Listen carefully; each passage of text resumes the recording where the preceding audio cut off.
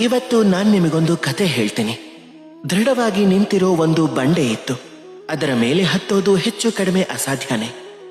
ಒಂದು ದಿನ ಅಲ್ಲಿಗೆ ಕಪ್ಪೆ ಗುಂಪು ಬಂದು ಬಂಡೆ ಮೇಲೆ ಹತ್ತೋಕ್ ಶುರು ಮಾಡಿದ್ವು. ನಿಧಾನವಾಗಿ ಎಲ್ಲ ಕಪ್ಪೆಗಳು ಆ ಬಂಡೆ ಮೇಲೆ ಹತ್ತೋದಕ್ಕೆ ಪ್ರಯತ್ನ ಮಾಡ್ತಾ ಇದ್ವು. ಕೆಳಗಡೆ ಕೆಲವು ಹಸುಗಳು ನಿಂತು ಇದನ್ನ ನೋಡಿ ಹೇಳ್ತಾ ಇದ್ವು, ಇದು ಅಸಾಧ್ಯನೇ ಅಂತ. ಈ ಕಪ್ಪೆಗಳು ಬಂಡೆಯನ್ನ ಹತ್ತೋಕ್ಕಾಗಲ್ಲ, ಬಿದ್ದೋಗ್ಬಿಡತ್ವೆ ಅಂತ. ಹಾಗೆ ನೋಡ್ತಾ ನೋಡ್ತಾ ನಿಧಾನವಾಗಿ ಒಂದೊಂದೇ ಕಪ್ಪೆಗಳು ಕೆಳಗ್ ಬೀಳೋಕ್ ಶುರು ಆದ್ವು. ಕೊನೆಯಲ್ಲಿ ಒಂದು ಕಪ್ಪೆ ಆ ಬಂಡೆಯ ತುದಿಯನ್ನ ತಲುಪೇ ಬಿಡ್ತು. ಆ ಕಪ್ಪೆ ಯಾಕೆ ಗೆಲ್ತು ಅಂತ ಗೊತ್ತಾ? ಯಾಕೆ ಅಂದ್ರೆ ಆ ಕಪ್ಪೆ ಕಿವುಡಾಗಿತ್ತು. ಅದಕ್ಕೆ ಯಾರ ಮಾತು ಕೇಳಿಸ್ಲೇ ಇಲ್ಲ. ಅದು ಬಂಡೆಯ ತುದಿಯನ್ನ ತಲುಪಬೇಕು ಅನ್ಕೊಂಡಿತ್ತು, ತಲುಪ್ಬಿಡ್ತು.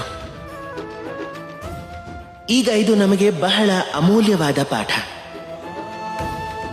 ನೀವೇನಾದ್ರೂ ನಿಮ್ಮ ಜೀವನದಲ್ಲಿ ನಿಮ್ಮ ಗುರಿಯನ್ನ ಇಟ್ಕೊಂಡಿದ್ರೆ ಆಗ ಅವರಿವರ ಮಾತುಗಳನ್ನ ಕೇಳಲೇಬೇಡಿ. ಸುಮ್ಮನೆ ನಿಮ್ಮ ಗುರಿಯ ಕಡೆಗೆ ಹೋಗ್ತಾ ಇರಿ. ಯಾಕೆ ಅಂದ್ರೆ ಪ್ರಯತ್ನ ಅನ್ನೋದೇ ನಿಮ್ಮನ್ನ ಸಫಲತೆ ಕಡೆಗೆ ಕರ್ಕೊಂಡು ಹೋಗುತ್ತೆ. ಬೇರೆಯವರ ಮಾತುಗಳಿಂದ ಏನೂ ಆಗಲ್ಲ.